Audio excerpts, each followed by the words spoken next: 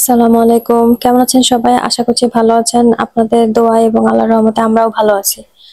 এত বৃষ্টি শুরু হয়েছে, সারাদিন বৃষ্টি হলো। আর ওদেরকে ভিজতে দেখে মন চাচ্ছে আমি নিজেই চলে যাই। কিন্তু আসলে চাইলে তো সবসময় বৃষ্টিতে ভেজা সম্ভব হয় না। তো যেটা এখন করতে পারি সেটা হচ্ছে খিচুড়ি খেতে ইচ্ছা করতেছে। তাও হচ্ছে আমাদের ভাষায় যেটা বলে লেটকা খিচুড়ি। তো এখন আর কিছুই করব না। ঝটপট একটা খিচুড়ি রেসিপি শেয়ার করব। আর আমার ফেভারিট একটা বেগুন ভাজা রেসিপি শেয়ার করব। এটা একটু ডিফারেন্ট স্টাইলে বেগুন ভাজা। বেগুন ভাজাটা আসলে জানি না এভাবে আগে কেউ কখনো করছে কিনা, বাট আমি ট্রাই করছি। আর এখানে আমি একবারে তেল দিয়ে তেলের মধ্যে একটু আস্ত আস্ত রসুন, তারপর পেঁয়াজ একটু মানে মোটা করে কাটা, তারপর কাঁচামরিচ এগুলো দিয়ে এটাকে কিছুক্ষণ ভাজলাম। তারপর গরম মশলা যা যা দিই আমরা, তেজপাতা, দারচিনি, এলাচি আর লবঙ্গ পরিমাণ মতন দিলাম। যারা এক্সপার্ট আসলে তারা পরিমাণটা বুঝবে। এখন আমার পরিমাণটা ওইভাবে ডেসক্রাইব করা সম্ভব না, যদি আমি এটা ঘরোয়া তাড়াহুড়া করে রান্না করা। আর এখানে হচ্ছে আদা রসুন বাটা একসাথে দিয়ে দিলাম, দিয়ে এটাকে ভালো করে কিছুক্ষণ ভাজতে হবে। আরো কিছুক্ষণ ভাজার পরে তারপর আমি আস্তে আস্তে মশলাগুলো অ্যাড করব। রাইস কুকারে রান্না আসলে খুব তাড়াতাড়ি হয়ে যায়। এখন আমি হলুদ গুঁড়া দিয়ে দিচ্ছি পরিমাণ মতন। এরপর আমি দিব মরিচ গুঁড়া। এগুলো দিয়ে আমি আসলে কষাবো না, আমি একটু ভাজা ভাজা করব। এভাবে আমি প্রায় রান্না করি, এই রান্নাটা খেতে অনেক ভালো লাগে। ঝটপট একটা খিচুড়ি রেসিপি। মশলাগুলো আসলে অপশনাল, যার যেভাবে ভালো লাগে তার টেস্ট বাড অনুযায়ী অনেক সময় অনেক মশলা কম বেশি দেয়া হয়।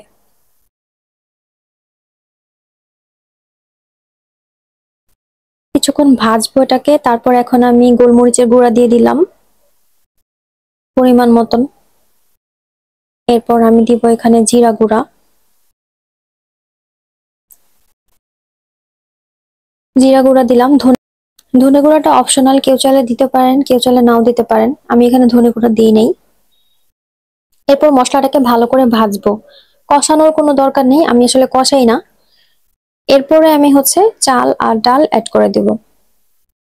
এখানে আমি মুগ ডালও দিয়েও রান্না করি, মাঝে মাঝে মসুরের ডাল দিয়েও রান্না করি, আবার অনেক সময় মিক্স করেও দিই। তো এখন চাল আর ডাল দেওয়ার পর এখন ভালো করে এটাকে ভেজে নেব। চাল আর ডালটা ধুয়ে কিছুক্ষণ 10-15 মিনিটের মতন ঝরা দিয়ে রাখছিলাম। এখন এটাকে ভালো করে ভাজবো। ভালো করে ভাজার পর আমি আস্তে আস্তে বয়েল করা ওয়াটার অ্যাড করে দিব। যেহেতু ল্যাটা খিচুড়ি হবে তাই পানির পরিমাণটা একটু বেশি দিতে হবে। আর এগুলো আসলে এমন অবস্থা যে আন্দাজের উপরেই সব দেয়া হয়, এখন এত পরিমাণ তো বলা সম্ভব হয় না।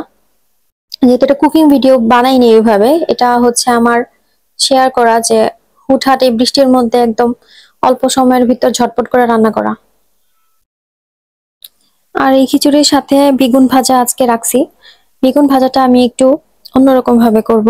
ওইটা অনেক ঝটপট একটা রেসিপি, বেশিক্ষণ মেরিনেট করারও দরকার পড়ে না। এখন আমি ওয়াটার দিয়ে দিচ্ছি। বাইরে এত বৃষ্টি হচ্ছে, আজকে সারাদিনই বৃষ্টি, কিন্তু আসলে গরম কমার কোনো সম্ভাবনাই দেখতেছি না। তো এই গরমে আসলে অনেক বেশি শুকনা খাবার খাওয়াও ঠিক না, তাই একটু লিকুইড জাতীয় খাবারটাই আসলে শরীরের জন্য ভালো। পানিটা দেওয়ার পর লবণ অ্যাড করে দিতে হবে পরিমাণ মতন। দিয়ে এখন আমি কভার করে রেখে দেব। রাইস কুকারে আসলে পোলাও তারপর খিচুড়ি এগুলো এত ফাস্ট ফাস্ট হয়ে যায় যে কোনো ঝামেলাই নাই। এই তো এখন আমি চলে যাব আমার বেগুন প্রসেসিং এ। এখানে আমি বেগুনগুলোকে ভালো করে লবণ দিয়ে ধুয়ে তারপর পিস করে নিছি। এখন আমি হলুদ গুঁড়া দিয়ে দিচ্ছি, মরিচ গুঁড়া দিয়ে দিব পরিমাণ মতন। এখানে একটা পুরো বেগুন নিয়েছি।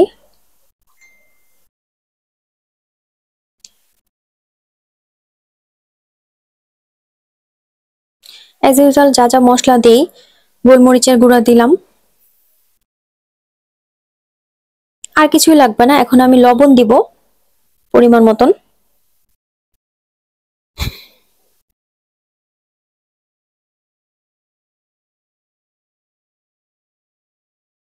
এখন এটাকে ভালো করে মেখে, বেশি না 5 থেকে 10 মিনিট রেখে দিব।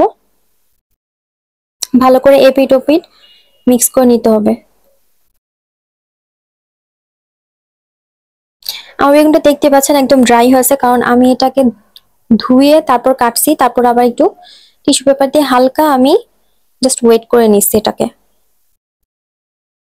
পানি না থাকলেই বেটার, কারণ পানি থাকলে মশলাগুলাতে পানি লেগে এটা হচ্ছে একটু নরম হয়ে যায়।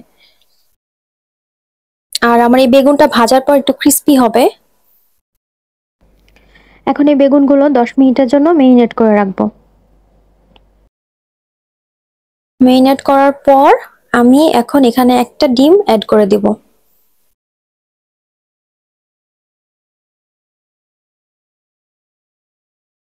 ডিমটা দিয়ে ভালো করে আবার মাখিয়ে নেব কিছুক্ষণ।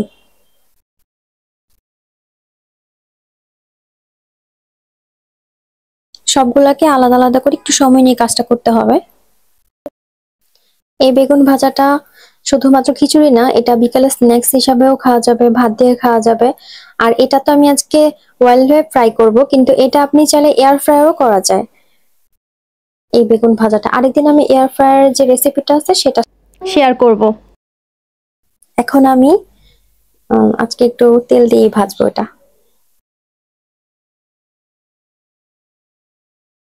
এই তো মোটামুটি আমার মাখানো শেষ। এখন আমি আমার নেক্সট স্টেপে চলে যাব। নেক্সট হচ্ছে আমি ময়দা নিব। ময়দার মধ্যে আমি হচ্ছে পাপরিকা দিয়েছি, চাট মশলা দিয়েছি, আর একটু হালকা চটপটি মশলা দিছি, আর লবণ দিছি। এগুলো দিয়ে এই ময়দাটা ভালো করে মিক্স করে নিব। এটার মধ্যে আমি কোনো ওয়াটার অ্যাড করব না, এটা ড্রাই অবস্থায় থাকবে। আমার মিক্স করা শেষ। এখন আমি একটা একটা করে বেগুনের পিস দিব আর ভালো করে কোট করে নিব। হাত দিয়ে যতটুকু চেপে চেপে কোট করা যায় আমি অতটুকুই ওইভাবে কোট করে নিব। প্রতিটা পিস তো আর দেখানো সম্ভব না, ভিডিও দেখা যাবে অনেক, এমনি অনেক লেন্দি হয়ে গেছে। হ্যাঁ, এভাবে করে আমি প্রতিটা কোট করে নিব।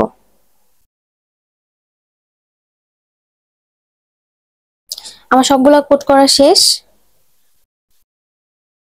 দেখতে পাচ্ছেন এরকম থাকবে। এটা ভাজার পর খুব ক্রিস্পি হবে। তেল দিয়ে দিছি পরিমাণ মতন। তেলটা ভালো করে গরম হয়ে যাওয়ার পর একটা একটা করে বেগুন দিয়ে দিব।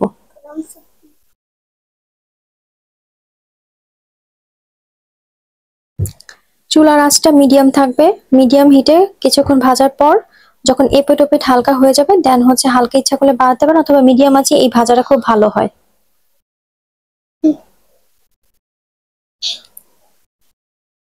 বেগুন ভাজা দিয়ে খিচুড়ি আর কিছু লাগে না, যদিও আমি এরপর ডিম ভেজে নিব।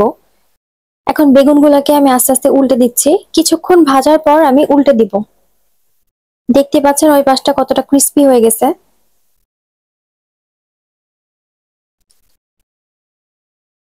একটু সময় নিয়ে ভাজতে হবে, এপিট ওপিট করে ভেজে ফেলবো।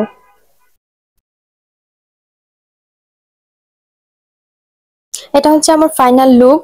দেখতে পাচ্ছেন ক্রিস্পি হয়েছে অনেক। এখন ওইদিকে দেখবো আমার খিচুড়ির কি অবস্থা, ফাইনাল টাচ বাকি আছে আমার। এখন আমি যেটা করব, হ্যাঁ একদম পারফেক্ট। এখন আমি এটার মধ্যে একটু ঘি দিয়ে দিব। এই ঘিটা কিন্তু আমার বাসায় বানানো, আমার আম্মুর হাতের বানানো ঘি এটা, আলহামদুলিল্লাহ। হ্যাঁ, এবং খুবই সুন্দর একটা স্মেল আসতেছে, পুরা বাসা মোমো করতেছে, বাইরে বৃষ্টি ভিতরে খিচুড়ি রান্না, ওফ। আর এই বেরেস্তাটা দিয়ে দিলাম, এটা আমার আম্মুর বানানো বেরেস্তা। তো এই হচ্ছে আমার খিচুড়ি রান্না। ভালো থাকবেন সবাই, আল্লাহ হাফেজ।